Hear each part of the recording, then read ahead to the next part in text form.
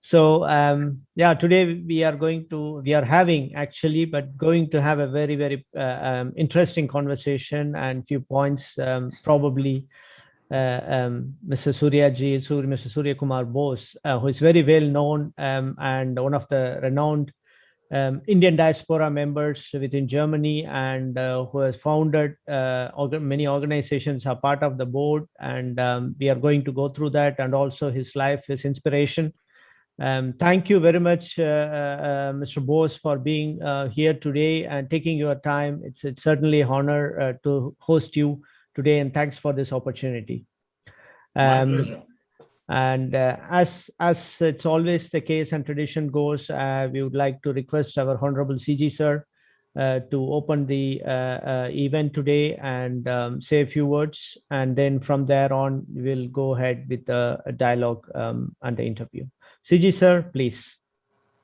Thank you very much, Bala, and namaskar to everybody who is here. Especially, I'd like to thank Mr. Surya Bose for coming online this evening. We look forward to an great interaction with you. Mr. Surya Bose, as everybody knows, is an eminent member of the diaspora here in Germany, also in Hamburg. He also is the grandnephew of Netaji Subhash Chandra Bose and is also president of DIG Hamburg. And also, he is one of the main organizers of India Week Hamburg, which we are going to have in November, 8 to 14th November. So he wears many hats, and I really look forward to a very interesting discussion and interaction with him this evening. And also, I'd like to again thank Dr. Bala Ramani for hosting this program. And we have just completed 1 year of Wednesday Dialogue series. And I must thank and give credit to Mr. Riger, my predecessor. It was him who started this program, and we have managed to carry on this program thanks to Bala and, of course, the participants who join us here. So thank you very much, Mr. Riger, and also again thank you to Bala for hosting and being the main anchor of this program. And also, I must say, Dr. Bala has just been elected as a city councillor in Hanover. And I understand he got the most votes among all the candidates. And I again congratulate you, Dr. Bala Ramani, for the great victory. And I wish you personally from my side, from the consulate also, all the best for your future as a politician. And I'm sure you'll be doing great things for the city of Hanover and for this great country of Germany. So thank you once again, everybody, for coming, being here tonight, this evening, and I greatly look forward to a great interaction with Mr. Bose. Thank you very much.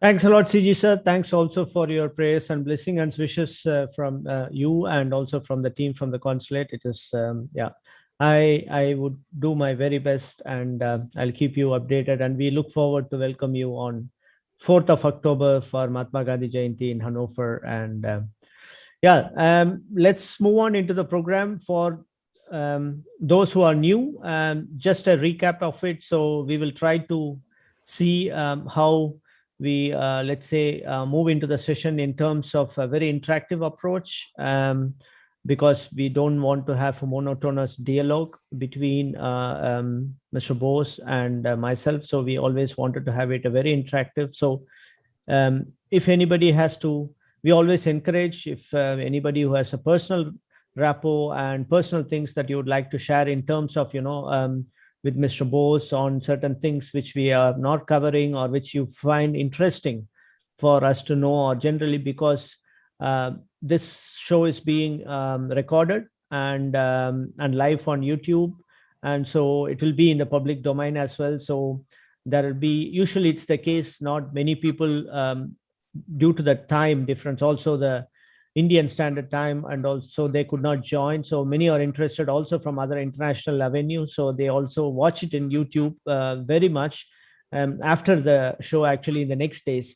So it will be always interesting to get the content into it, probably. So that will be very nice. So please feel free and also you can wanted to speak to Mr. Bose for a long time, which you have not been on certain things which you wanted to always ask, you are curious about, please do that. So that is what I encourage to be keeping it very, very interactive. Suryaji, I would like to start with the first point, which obviously it comes to everyone would. I mean, in any interview, probably this question is probably a standard, but I just want to take it in a different connotation.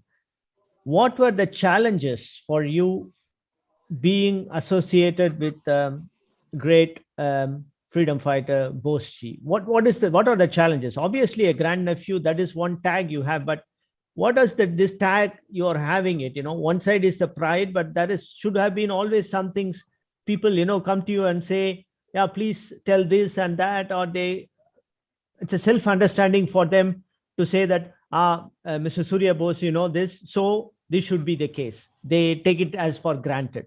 So could you maybe in a way can say that did you have to go through some challenges on this front at some point of time in your life? No, well, you see, I mean, when I grew up in India, in Calcutta or Kolkata today, it was part of our daily life. It was nothing special. I mean, went to a school which was very mixed up. I mean, all people from all over India. I mean, not just Bengalis, were Hindi speaking, Gujarati, Marathi, everything. And I never really thought that there was something special. It was part of our life. I mean, that was it. And the only thing was, naturally, I mean, we heard a lot from our parents, from my father, from the others in the family, a lot of personal anecdotes, these things. But we never really made a big thing out of it, and nor did I. And as long as I was in India, it really didn't, I don't know, there's nothing, I didn't look at it as something very special. I mean, the thing is, it is a burden afterwards when you have to keep up to certain, characteristics of the ancestors, which becomes very difficult. But no, I didn't. And I had so many different hobbies. I wanted to become a motor racing driver. I did motor racing when I was in college. I wanted to become a test pilot. So and you couldn't do aeronautical engineering on those days directly. You had to do physics. So I did physics. But then my hero was the chief test pilot in India, Suranjan Das. And I wanted to become a test pilot, but I wanted to do aeronautical engineering. That is, if you survive 10 years test flying, then you can do ground engineering. And I think it was my third year of college, Suranjan Das died. He had a plane crash. And then I said, no test flight. No. I better stick to physics. So then I wanted to go to Japan. And I got myself admitted to Tokyo University. And but ultimately I landed up in Germany. But I think I leave it at that. Exactly. So I'm just coming to that. So as you said that for you or your family, it was just normal as such. The family goes, other than obviously you had the privilege to learn certain anecdotes and personal things which probably it's will be never public, or it would be never in the public domain. That's something the privilege always one has when they are connected to some very, very big public figure. But was there any change once you have reached Germany in the last, let's say you came here end of 72, so till now? So is there anything that normal in India has become something no more normal here in your life? Well, you see, when I came to Germany end of 72, my connection with Germany was a person called Dr. Alexander Werth. He was Netaji's interpreter during the war. And we knew him. So he connected me to Siemens Research Lab and said, why don't you give that a try instead of going to Japan, maybe Germany? So I applied, and I was lucky to have been selected by the research lab to join a project that was the maglev. That's the magnetic levitation train, which runs in Shanghai today and not in Germany. So that's how I came to Germany. And I was for 2 months in Goethe Institute in Schwäbisch Hall to learn German. After that, I went to Siemens Research Lab, and we were three of us in one room. And I had an arrangement with my two other colleagues. They were both Germans, both physicists. I said, well, please don't speak to me in English unless I'm really stuck with something which I can't follow, only then. And that helped for me to pick up German. Now, in those days, I don't know, I didn't have a culture shock because we had interacted a lot with Germans, with Brits, with others, even in India. So I adjusted pretty easily. I didn't have to give up any of my own views, but the thing is, you assimilate a lot. And I had a lot of friends, Germans as well as some Indians. Oh, interesting thing, the head of the maglev project was an Indian, Dr. Urankar. He had become a German citizen. He had studied in Germany. He was married to a German. And that was a very interesting thing in those days because foreigners didn't really have such key positions. So Dr. Urankar was there. That I got to know much later when I was in the team. So I When I was sorry, sir, if I can interrupt. So yes. Germany was never in your, let's say, in your future map. It was just because of your acquaintance with the gentleman, the former interpreter for Mr. Bose. So you got connected. Otherwise, Germany was never in your future map. Is it right? Well, no, Germany was, but not the top priority was Japan. Okay. And then there was, of course, Germany. And then in between, my motor racing thing came up. And I got a recommendation to the Brands Hatch racing stables in England. So I wanted to go for racing. So that didn't happen. Right. I landed up in Germany. And in fact, I tried my hand at motor racing here as well. But my family, you see, my grand aunt, who was Viennese, she was here, and my aunt, the daughter of Subhash Bose, they were in Germany. So they really kicked up a big ruckus. He said, you're not going to kill yourself here. We are your local guardians, so you do not go into motor racing. So that was it. So anyway, so that was out, and I was very much involved in the research lab. So that didn't happen. Can bring to us a little bit of those times in Kolkata. How was it and now? I mean, apart from this modern day problems, other than that, can you tell us something that you cherished during those days of Kolkata? Well, Kolkata in those days was, I must say, heavenly compared to what it is today in anywhere in India. In fact, we had a very good, childhood. Let's put it that way. It wasn't affluent, but we had things that we needed. We really were not extravagant, but we had a very good, school life was good, college life was good, the university, well, it was, in a way, things functioned.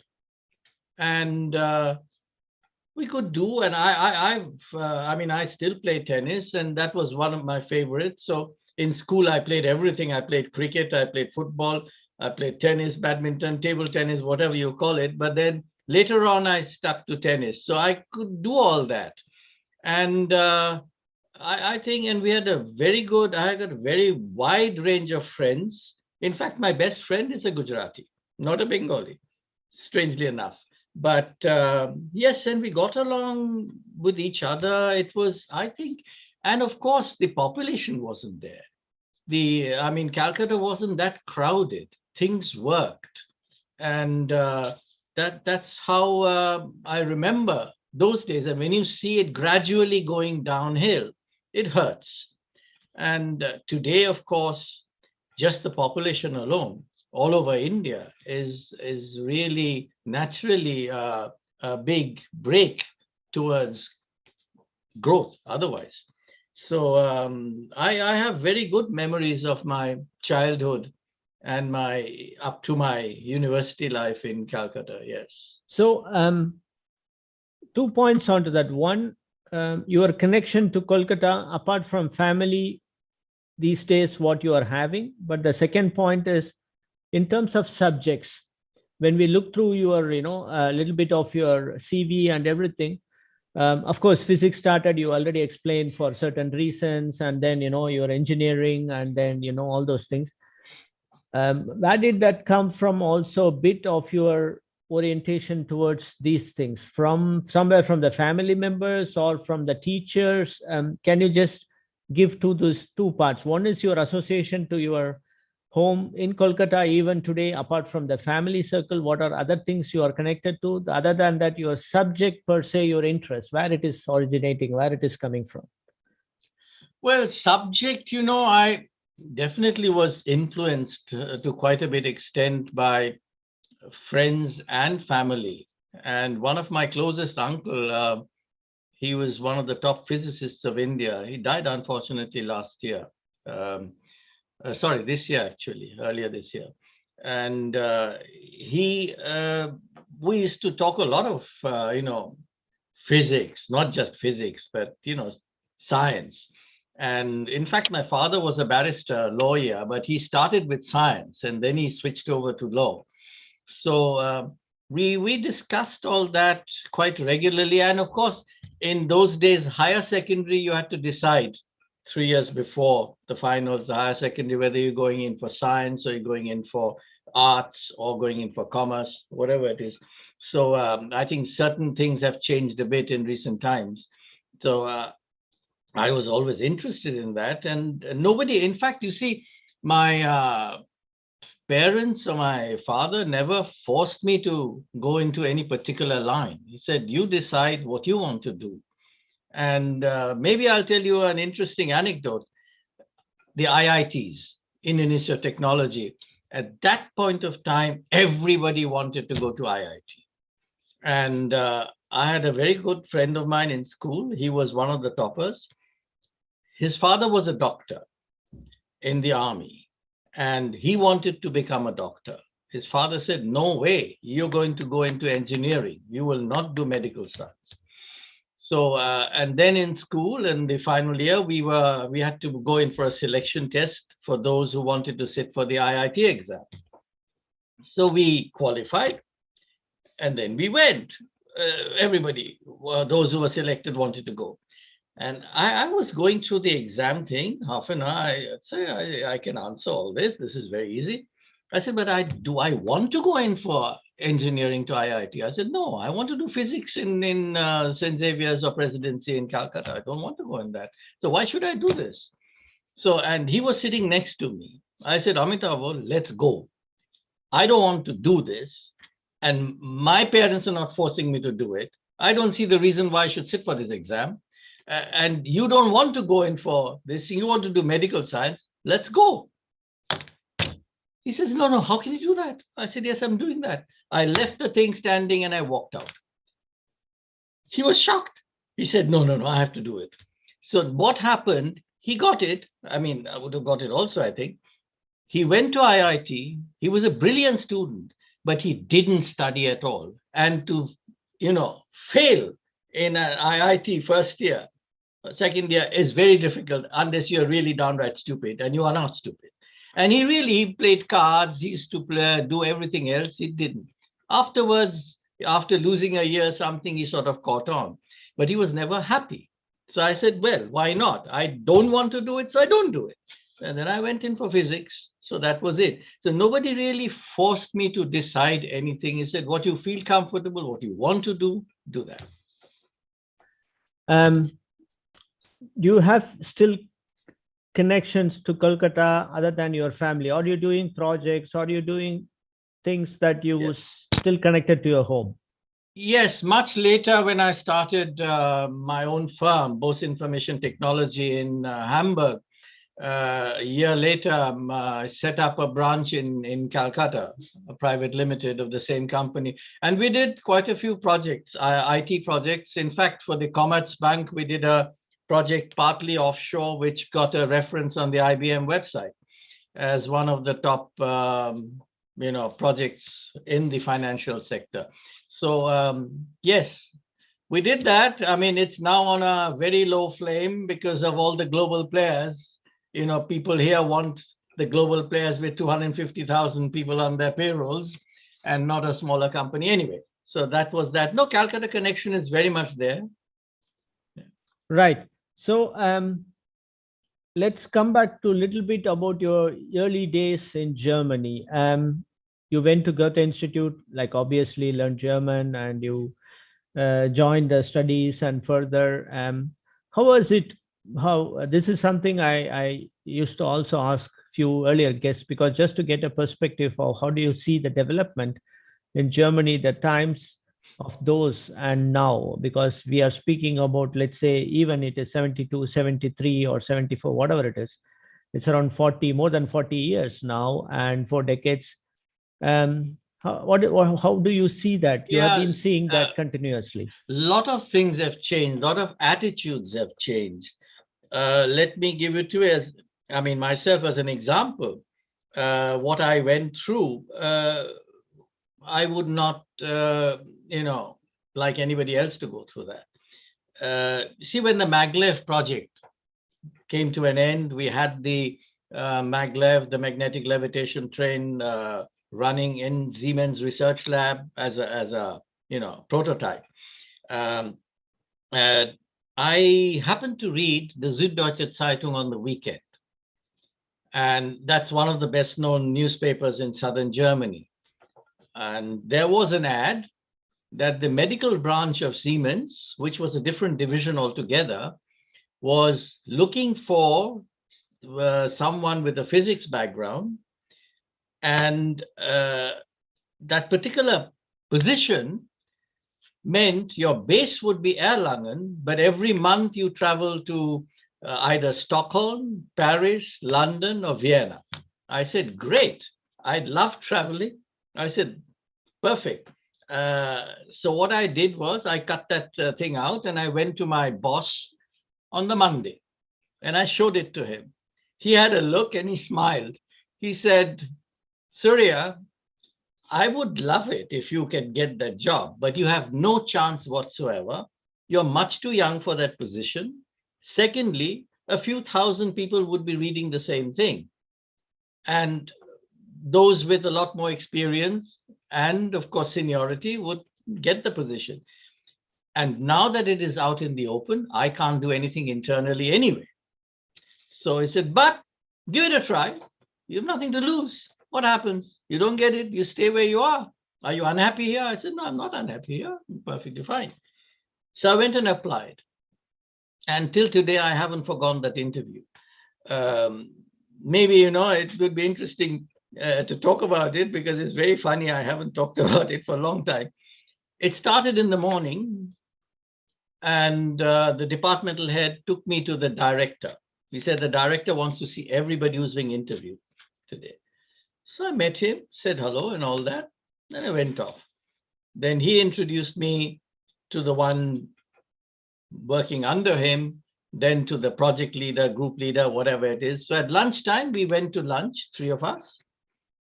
After lunch, the whole thing started in the reverse direction. First, the project leader, then the group leader, then the departmental head. And at 4:30 in the evening, the departmental head said, the director wants to see you. I said, yeah, okay. So we went and we were standing at the window of his room, which looked directly into the parking lot. So, and he had read my CV, that I was very interested in cars, racing, etc., etc. So he said, did you come by car? I said, yes, I did. Where's yours? I said, that one you can't miss out. That was a Volkswagen Beetle. It was a really old Beetle falling apart. I said, why that? You should be buying a BMW sports car. I said, no, I can't afford that. He said, of course you can afford that. I said, no, I don't think I can afford that. It's quite expensive. He said, you can afford that. When do you want to join? I said, oops, I mean, that was the way he offered me the job. So I said, and that was November. And he said, well, when do you want to start? I said, well, January would be ideal. I want to go home for 3 weeks in December. So he said, fine, we'll ask the personnel department to sort it out, and your department head will handle it. So I was so happy. I went back and I went to my boss and told him. He opened a bottle of champagne. He said, you're going, but I'm happy for you that you got it. He opened a bottle of champagne, asked his colleagues, we all had it. 1 week later, next day I went and sorted it out with the personnel. 1 week later, I get a card from the Ausländerbehörde, the foreign police. Said, please come with your passport. I was quite surprised. I had a regular work and stay permit. I didn't need anything extended. So I went there. He took my passport. 5 minutes later, he came back and gave it back to me. I said, what is this? He said, have a look. So I looked at it. He had canceled my existing residence and work permit. I said, what do you mean by canceling my residence and work permit? He said, well, ask the chief of personnel to talk to the head of Ausländerbehörde, he'll tell him. So I went back. The personnel chief was absolutely floored. I said, what the hell is this supposed to be? So he rang him up and he was told, he said, listen, this position is a very well-paid position and a senior position. It is for a German citizen. Now, mark my words, it's for a German citizen and maybe for a European citizen. He's not even an European citizen. He's a foreigner. He's an Indian citizen. He has to leave the country. I was absolutely dumbfounded. I went back to my boss and I showed it to him. He rang them up. He said, no, he stays here where he is in the research lab. I mean, he has a regular position here. Why should he be leaving the country? He said, no, he has to leave the country. And I was following a PhD line at the university. So I went back to my professor. I showed it to him. And he says, no, this can't be. Then you stay at the university. So he rang them up. Said, well, then he doesn't work in Siemens. He stays at the university. He said, no, he has to leave the country. They insisted on that. So that was life. For 3 months, Siemens tried everything possible. They couldn't. One fine day, the chief of personnel rings me up. He said, please come over. I've got it all sorted out. I said, wow. I went there. He said, please sign here. I said, let me read it. He said, no, just don't read it. Just sign. I said, I'm not illiterate. I have to read what I'm signing. It was a marriage on paper. I really hit the ceiling. I said, no way. I'm not going to get married for my residence or work permit. Go to hell with Germany. I'll go anywhere else. So that was it. I had to leave Germany. And that's when I went to Vienna, to Siemens. Vienna asked me to come over. After the end of the month, I realized the pay wasn't good. The job wasn't interesting. It was nothing to do with research. I said what am I wasting my time in this setup? And that's when I decided to switch over to IT. It was just a coming up profession, which wasn't really very sophisticated at that point of time. And I joined a software firm and I went into IT, gradually going up. Right. How was it? I mean, I'm just spellbound after hearing this. Do you think, from your perspective, probably this has been, as you said, that the interview you have not foregone that, but this incident probably has struck you to an extent. Still, you wanted to come back to Germany even after that? Yes, it's not the German people that threw me out. It's the authorities. So, yeah, well, you see, the grass is always greener on the other side. Then I joined the United Nations in Vienna. And it was over Christmas. The head of this French software firm, Capgemini Society in Germany, was an Austrian. And he was in Vienna to meet his parents over Christmas. And what does he do on Christmas Eve? He rings me up and comes over and spends 2 hours with me. I said, don't you have to go to your family? He said, no, think about it.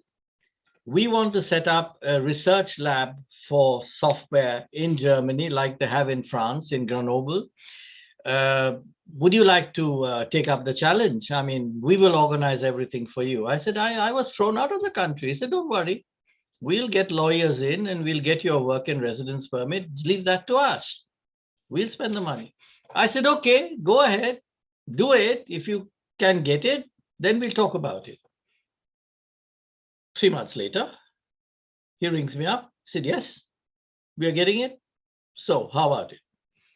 And I was on the point of signing my extension to the UN job. And at the same time, I was offered another position at the Atomic Agency because of my physics background. I still have that appointment letter somewhere. I didn't sign it. I didn't extend my UN thing. I decided to come back to Germany. So I came to Germany in 1980, and I worked for this French software firm. Now, just to add something to it, they had a clause that I had to be with them for a certain number of years. Not the firm, the German authorities. Now, what happened was a year later, the Institute for Reactor Safety, GRS, is Gesellschaft der Reaktorsicherheit. I had done a short project for them earlier, and they got hold of me. Through a lot of connections, they ultimately got hold of me. He said, we've been trying to get hold of you for the last 3 months. I said, why? Said, we're offering you a contract for 2 years. You can name your charge out rates. We would suggest anything around 200 Deutschmark per hour. 200 Deutschmark per hour in 1980, 81 was pretty high. So I said, well, that sounds interesting. They sent me the contract. I was a bit stupid because you see, the Institute for Reactor Safety is partly under the German government. I didn't realize that. I went to the German authorities in Munich and I said, I'm going to switch this thing. He said, if you even think of it, we will cancel your residence and work permit forever. You will not be able to come back to Germany. So that was it. So for 5 years, at least I was stuck, but I stayed for about 9 years with them. When I got the Berechtigung in 1988, and that's when in 89, I decided to leave Capgemini and start my own setup. We worked together for a while, but so that's how it is. How was it? Your albeit it's a short stint at the United Nations. How was it? Probably, as you know, somebody who has worked at the company and everything. How was it the United Nations at that point of time? What something that you have learned, or something that is something interesting out of the company and working in such an an associations? You see, when I joined the UN, I had an option either to join the UNRWA or the UNIDO. Okay. And I joined UNRWA, United Nations Relief and Works Agency for Palestine Refugees, because I was very interested in that. It opened my eyes to a lot of things because there were a lot of Palestinians there. And I remember asking one of the departmental heads, who was a Palestinian, said, why do you people go in for this kind of terrorist activities? So the answer he gave me was very interesting. He said, for many, many, many years, we have tried to discuss it across the table. That didn't work. Only the gun helps to talk. I said, that's not a solution. But, I could understand their point of view. But being in the UN city, because we had moved into the UN city in Vienna, you had the UNRWA, you had the UNIDO, you had the Atomic Agency, you had a whole lot of other UN organizations. It was very international. And that was a world on its own. I mean, that is something which I definitely missed when I left the UN and came back to Germany.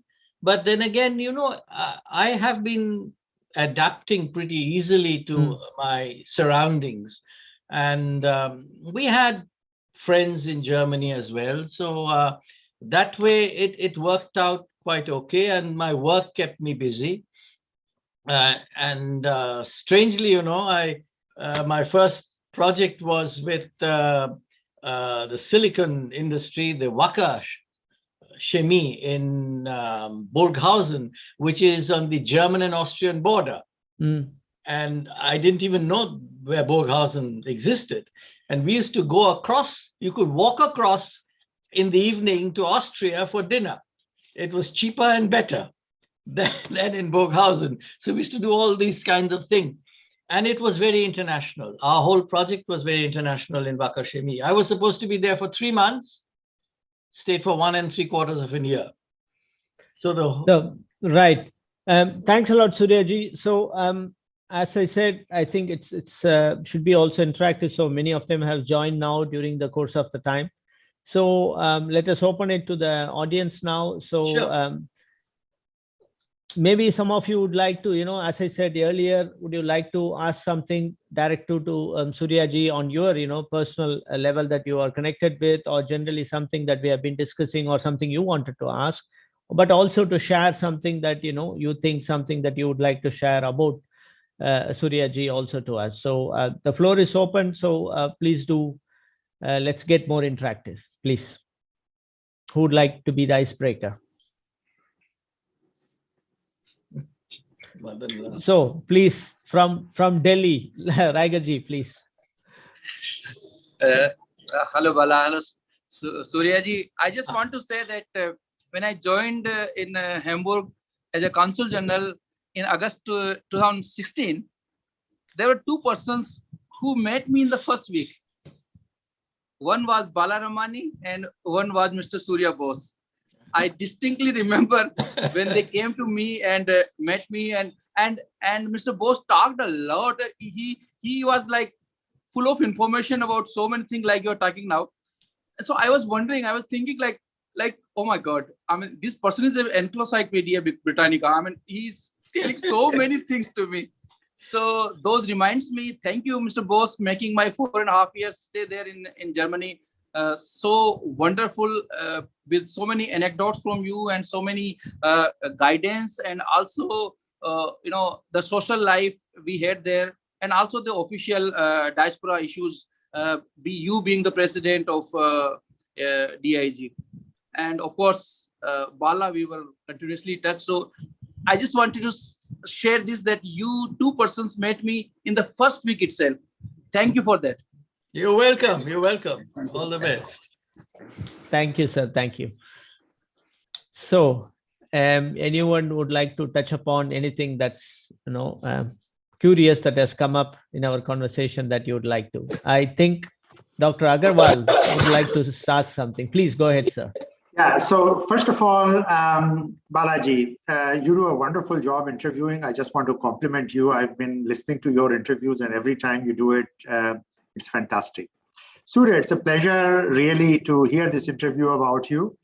I wanted to ask you, so since you have been one of the pioneers in the IT industry, what are the major changes that you have seen over these decades, and what are the major milestones that you feel one should think about when one looks over your career?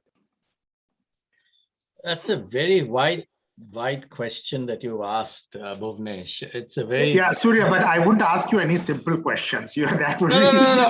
But I don't want to take up the whole evening with the answer.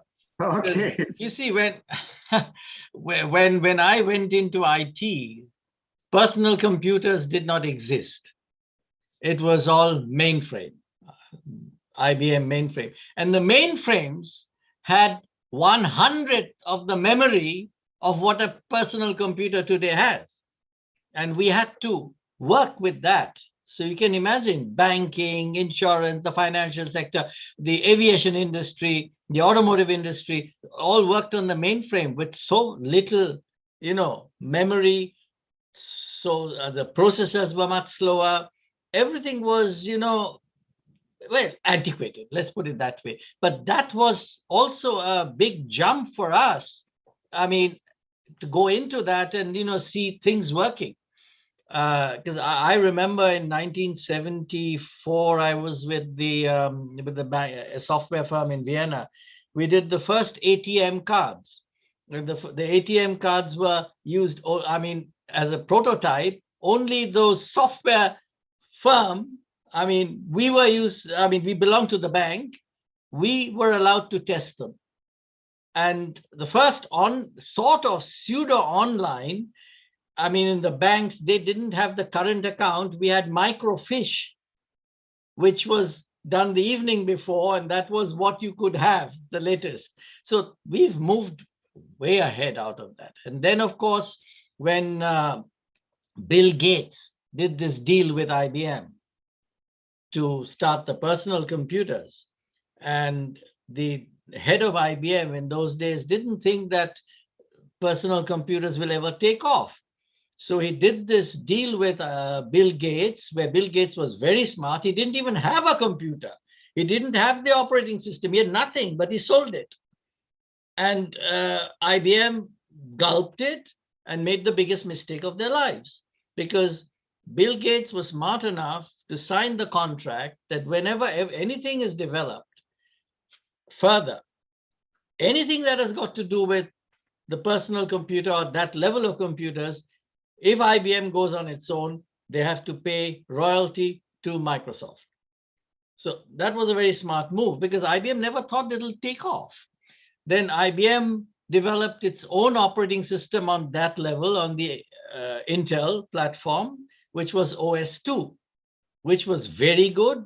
I was one of the members of this OS2 worldwide. We went to San Francisco, to Santa Clara. We did develop things and all that.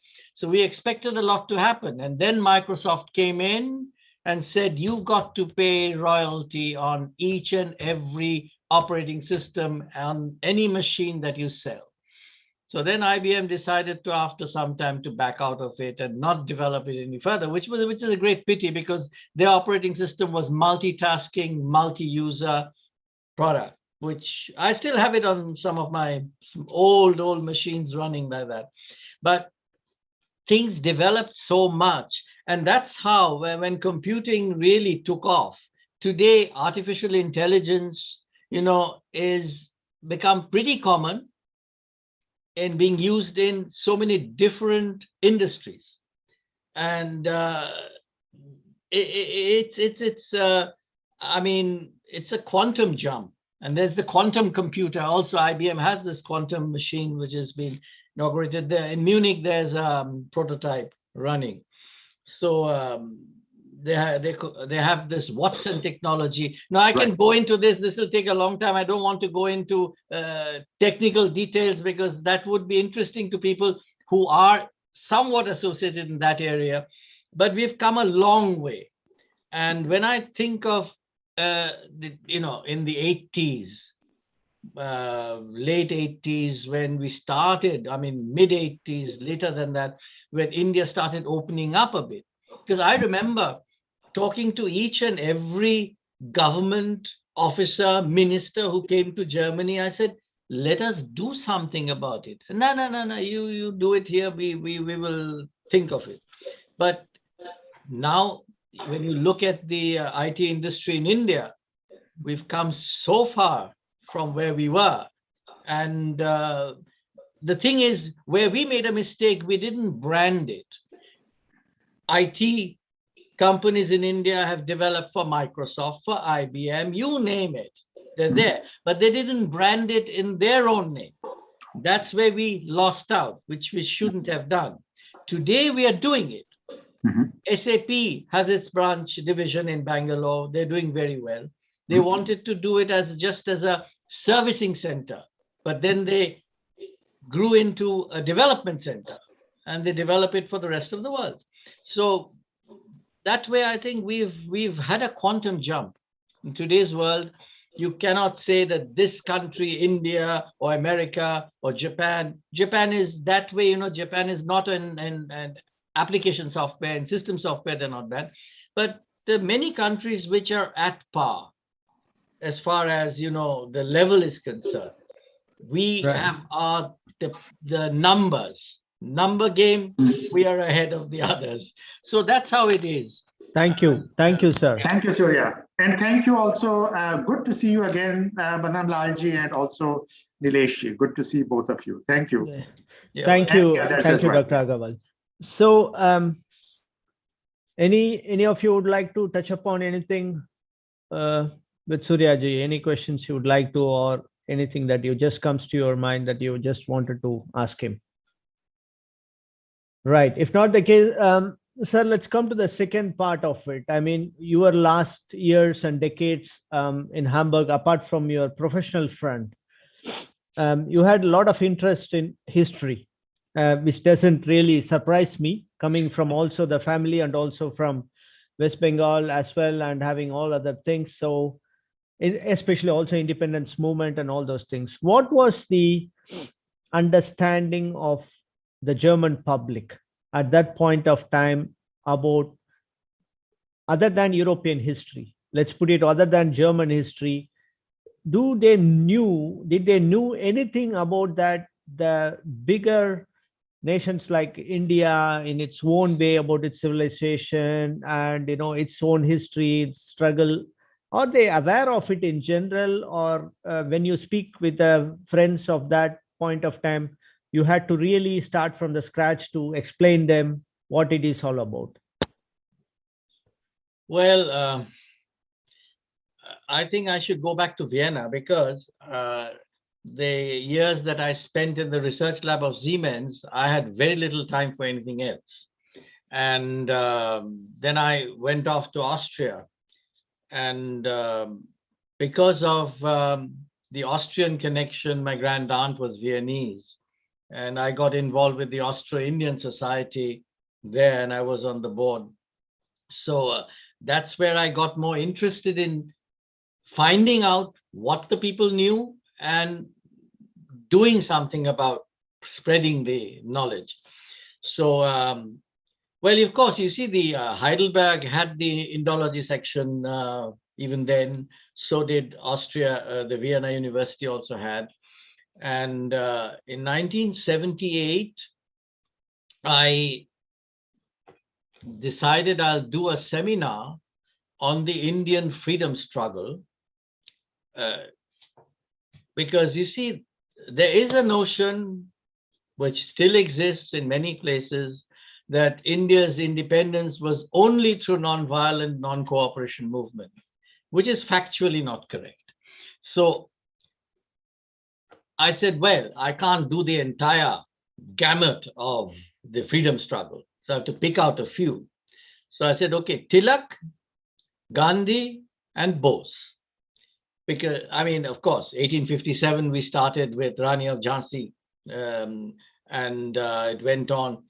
But Tilak was one of the major players, because people keep on forgetting that Tilak in 1910, or maybe a couple of years before that, he said, Swaraj is my birthright and I shall have it.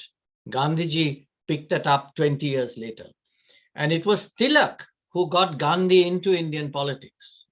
Without Tilak, there wouldn't have been any Gandhiji.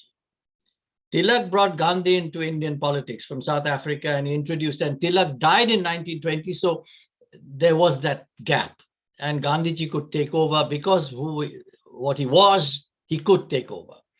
So this is what I wanted to do, that, introduce a factual history, what people probably don't know. And I had a very good seminar for 2 days at the university with a very wide selection of speakers, professors from America, from England, from Austria, from Germany. And that's how I could do it. And then when I came back to Germany in the 80s, I used to do a lot of lectures in universities, in student organizations on the Indian freedom movement and things. The problem with Germany is, you see, Germany in their schools try to avoid the period 1933 to 45 because of the Nazi regime. I mean, it's something one tries to forget, but you cannot forget history. I mean, it's part of that. And that's why it was also difficult to, talk about Subhash Bose freely. He said, he came during and joined hands with them. But what they forget, I mean, if you don't know the background, because just a short intro maybe, Netaji wanted Soviet help because they were closest to the northwest frontier of India. He approached them, he wrote to them, he said, if you attack us from the northwest frontier, then our Indian revolutionaries will take up arms and fight the Brits. But that didn't happen. So then he decided to escape from India and go to Moscow and talk to them directly. At that point of time, he got Italian help in Kabul to get an Italian passport with which he traveled to Moscow, and from Moscow to Berlin. In Moscow, he did not get the support he wanted. Now, his German friends, and this is something which is very important, his German friends who were close to him from in the 30s were ultimately turned out to be the anti-Hitler group, like Dr. Adam von Trotz-Solz. He was with Stauffenberg, the key persons who were trying to kill Hitler. And this complot failed on the 20th of July, 1944. Stauffenberg, Adam von Trott were executed. Alexander Wirth was also part of the anti-Hitler group. Alexander Wirth escaped. He did not go to the gallows. There were a whole lot of others, like Wilhelm Melchers. He was also in the anti-Hitler group, and he was in the Indian Legion. Wilhelm Melchers became German ambassador to India after the war. Nambiar, who was in the Indian Legion, who took over after Subhash left Germany in the submarine, became Indian ambassador to Germany after the war.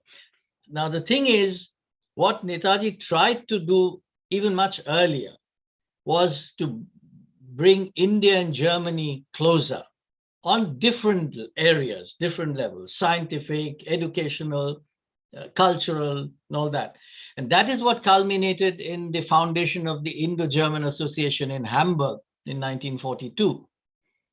So, but there was the Indology section in Heidelberg, and I knew Rotermund very well. Rotermund was the head of the Indology. He died a couple of years back. Now, I've asked Rotermund many times. I said, you have a syllabus for Indian history. Why is Subhash Bose missing? You cannot talk about Indian history in the 30s, 40s, and the independence movement without leaving out one of the key players of India's freedom struggle. So he told me something which was shocking. He said, if I talk about Subhash or introduce him in our syllabus, Government of India is not going to give me visa to go to India. At that point of time, when you are going through this phase, when you are, trying to, bring some knowledge about it and everything, you were also, as I correctly understood, you were also taking, giving lectures and, those things also as a guest lecturer or somebody, teaching at the universities and all those things that was happening. When you look at now, irrespective of Indian context, when you look at now in general, how do you see the historical, in schools, actually, in German schools per se? Because in schools back in India during my time and your time, others also, we had a lot of history, actually, irrespective of it. We knew about India, but also we knew about the world also a lot. That's right. That is something here still it is missing even today. Yes, you see, we did world history. in India, in schools. We got to know about the rest of the world. Right. The rest of the world didn't get to know about us. I mean, that's the syllabus. I think it's opened up a bit, but they still don't cover, let's say, Asian history as much as they do Western history. I mean, America and Europe. That is, I think, still the syllabus. I mean, in the gymnasium where our boys went, the principal of that gymnasium was a close friend of ours. So there we did a couple of talks, to sort of, but it is not in their syllabus as such. I mean, maybe, one should, now that you're in politics, you can possibly do something about it, introduce that. But we have done, as I said, extracurricular things like, organize symposiums, seminars to make them aware of certain things. But you see, our Indology sections were also at fault. I mean, they also covered only a very narrow area of Indian history. But German Indian society where does play let's say an important role for a lot of years, but of course now it's no more in that front as it was probably at that point of time. When I see also in Hanover and other places, they have their different kind of earlier it was different interest group, and that interest group is something is no more in that, or people are aged and all those kind of things are happening. True.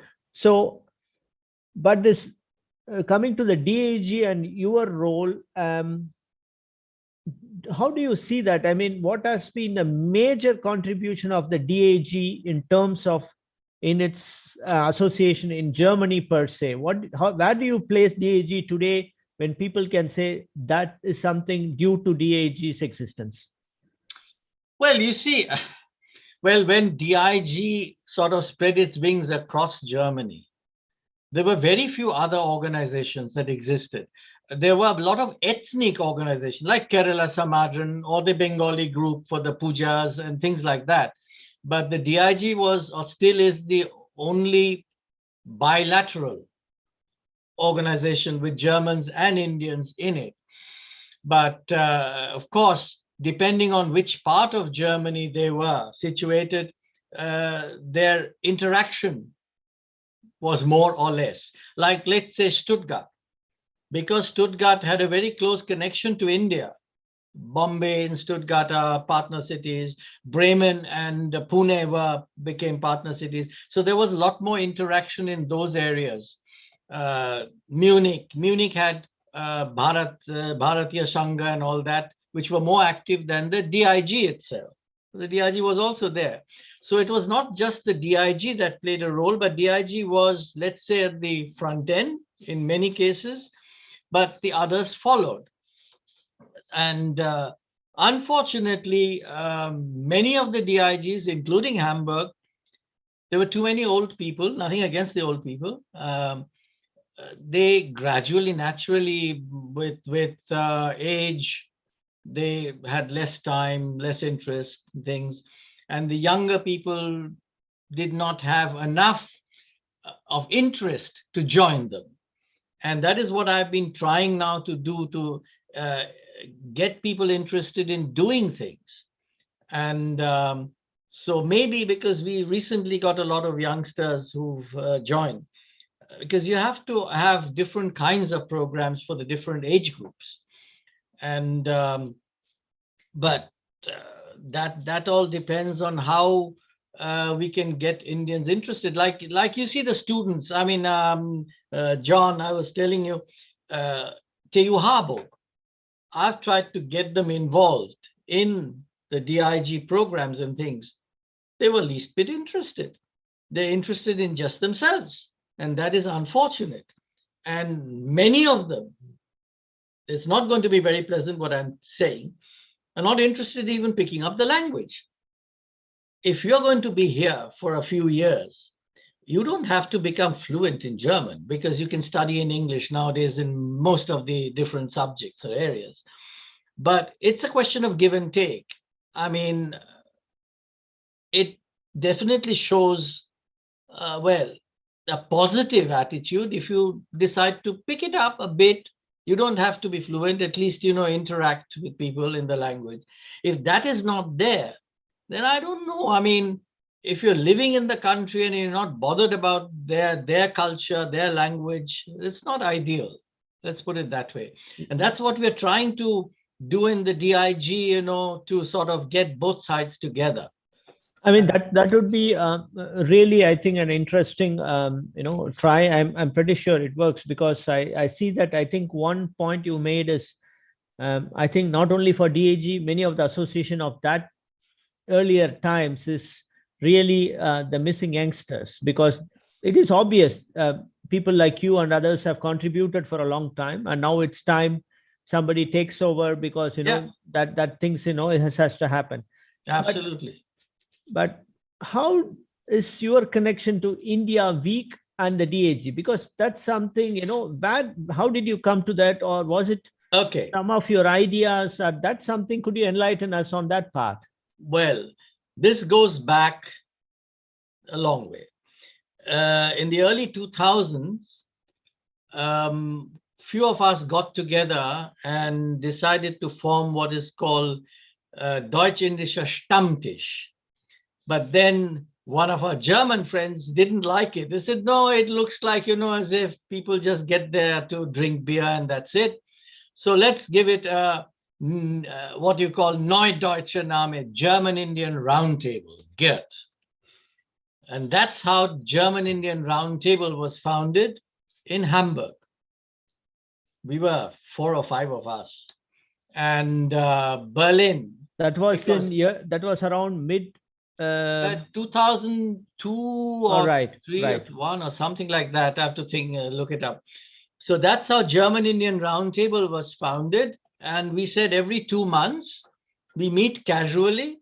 We used to meet in the Esplanade in Hamburg, in Basler Hof.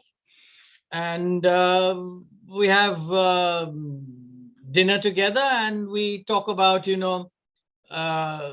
business. I mean, those who are already doing business would probably help those who would like to go to India for doing business.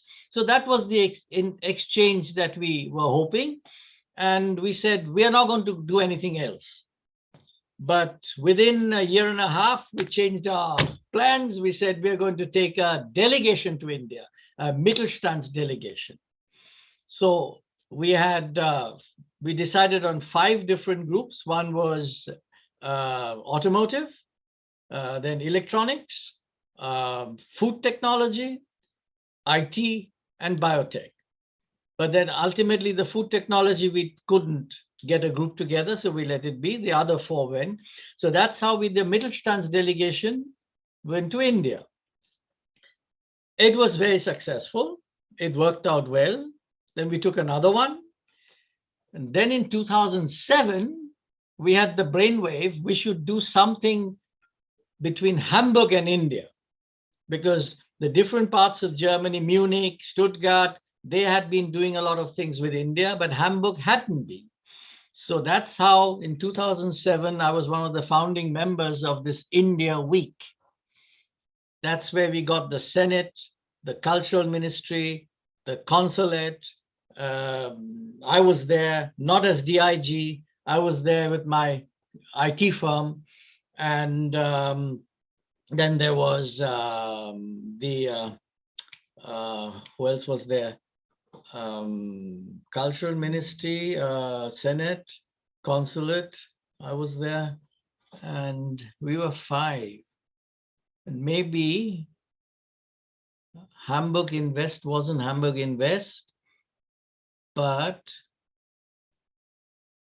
oh yes, GUT, German Indian Roundtable. I mean, that was against us, German Indian Roundtable, but as a group. But ultimately it became 7. So that's how in 2007 we started with the India Week.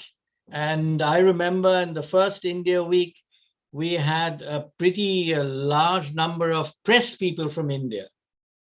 And they did a very good coverage in the Indian media, in the Indian press also. And we had coverage here. The North German television took a lot of photos and video, and we were covered in the media. And then we did it for the first few years was every year. Then after that, we swapped with China, China time 1 year and India week. So that is how we started this Indo-German or in Hamburg, India dialogue. And originally, I did a couple of years, I did IT conferences trying to promote the Indian IT industry in Hamburg. And it worked out. So, but now it's naturally got a momentum of its own. So it has become very much more cultural. Earlier, we had more, let's say, on the Wirtschaft, as they call the economic side and the business side, and a little bit of culture. But now it's, I think, more culture than Wirtschaft. There's nothing wrong with it. But the weightage is gone the other way. Yeah, certain things grow based on the demand and everything, somewhere it starts. Coming to a little close to the end of the dialogue, what are your future plans? I mean, what do you have in mind in terms of course, your own passion of science, but also how do you look at science in India, or something that probably you would like to maybe, or you already are contributing to some institutions or something like that, or on the other side here in Hamburg, what you would like to maybe do something on the other front in terms of India and its the way people look at it over the years, how India is right now, and maybe something on that front and all those things. Do you have anything that you say, okay, next year's those are the things I have as ideas, not I have developed yet, but I'm just thinking to look at those things? Oh, well, there are quite a few things. Perhaps one thing which is a bit of a digression, maybe. You see, because of our family connection, a lot of people ask earlier days, how was the relation between, say, Gandhi and Subhash? Why I'm telling you, I've got a letter, I'll just read it out. Gandhiji used to always come and stay with us in Calcutta when he came. And although political ideology was very different, but on the personal level, now I'll read out this letter which Gandhiji wrote after the first time he came. He wrote to my grandmother, said, "Dear sister, I hope you got my message sent through Manoranjan Babu. You will believe me when I say that political differences do not alter affection. I became a member of the family when you placed your whole house at my disposal. And you and all the family showered unforgettable affection on me. I hope you have good news from Sarad Babu. Love to you all." Sarad, that was my grandfather, was in jail at that time. Now, we have many such letters from Nehru, from Gandhiji, from all the other ministers, to my granduncle, to my father, and vice versa. So we decided to auction a few of these in Sotheby's. And they went on very well. In fact, the letter from Gandhi to my father went for 15,000 pounds. The one to my grandfather went for 30,000 pounds. So what we did, we formed a trust. And with this trust fund, we don't touch it. We finance poor students in India for their education. Right now, there are 4 girls who wouldn't have gone through school even. They finished school and now they're in college. They're almost finishing college. So we have these plans to, put whatever is there which can be converted into money, to use it for that kind of things. Then again, you see, my own IT firm back there, we did a lot of educational stuff in IT. We used to also train people. Now that, of course, is on a much lower flame right now because of the whole situation that has changed. Apart from that, what I want to do is make this DIG here younger and let them also come up with ideas. in the cultural field, in the educational field, in whatever they want to do, to make it a little more dynamic. Let's put it that way, because this is now sort of, it's become Diwali, Independence Day, and a couple of other programs, and that's it. That's not good enough. We have to sort of interact also more with the German side. And yes, but I mean, our family has been in politics throughout. I don't think I'll last even 24 hours in politics, because you have to have a very thick skin. You will probably realize that very soon, because of being bombarded by all kinds of abuses and whatever. So, so I have been at least sheltered from that. I haven't gone into politics, but I'm politically aware. Let's put it that way. And I wanted to do a few more seminars with the universities together, which I've done earlier. But right now, I'm still very much active in my profession. So it doesn't leave me very much more time to do other things. And other things is, well, some more physical activity. And I love my tennis. If I have a good partner, I would much rather play tennis than do anything else. But that's about it. So right. Before I just open it for the last round, before we close it, I had few pleasant, telephonic conversations with Madam Anita Pfaff Bose. So,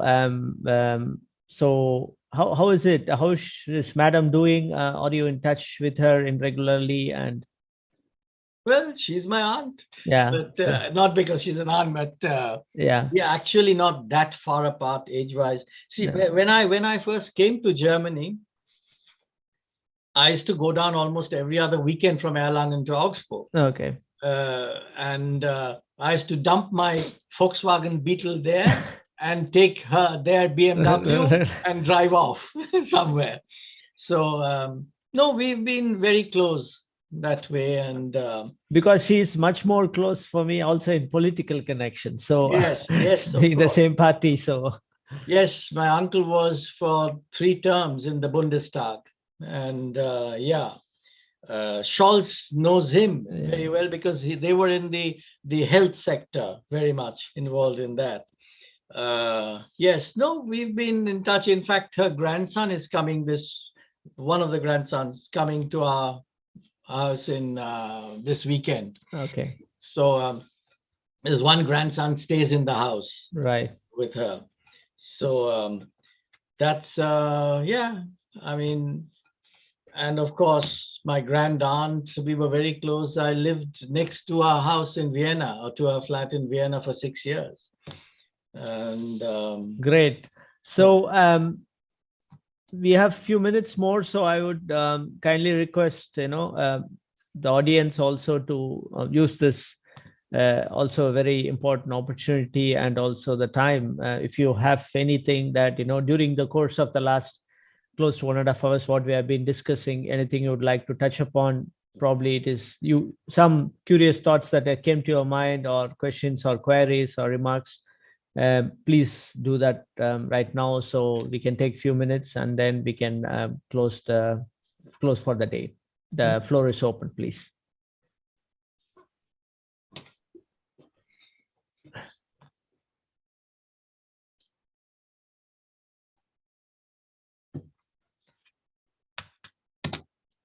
everybody seems to have lost their voice. Yeah. Well, So if not the case, then Suryaji, I really enjoyed, and there are a few really special things that especially that came out, and I'm really very honored, and thanks very much for the opportunity.